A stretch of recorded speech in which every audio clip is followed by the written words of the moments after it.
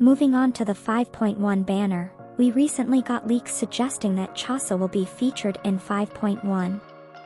According to a reliable source, Chasa has a cryovision, and her model from the trailer shows her as a bow user. We were also expecting Xilonen in 5.1, but it looks like she got delayed to 5.2 based on recent leaks. For the other characters, we should see a Fontaine character rerun, likely Rosal, as he's been delayed for quite a while. Additionally, we might get Shinha or Kokomi as the final character. It's going to be an Archon rerun too, but since Hoyoverse has changed their pattern, it's hard to say for sure who it will be. Venti, Zhongli, or Nahida, one of them will definitely get their rerun if they stick to the pattern of Archon reruns one after another. That's all for 5.1. Now, let's discuss the 5.2 banner. Things start to get really interesting from this version, as many leakers have mixed information on the 5.2 banner. According to DK2 and Tsusurmava, Ian San has the potential to appear in versions 5.5 or 5.6.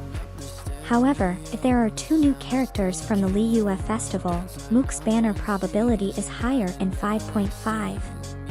But as per Yubacha, Ian San should be one of the final characters, similar to Clarinda, and we will see her banner in Natlan's final patches. Based on leaks and my assumptions, we should get Muka in versions 5.2 to 5.3 before the Lantern Rite event.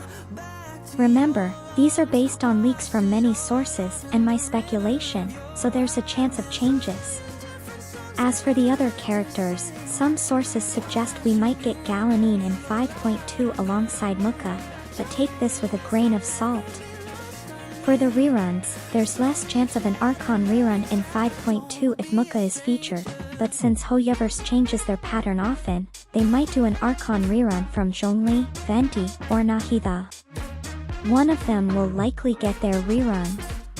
The last character is hard to speculate, but Xiongling has a chance for a rerun, otherwise, we might see Nailit or Arataki Ito between 5.2 to 5.3. They are new characters, and Hoyoverse often gives powerful new characters their reruns early.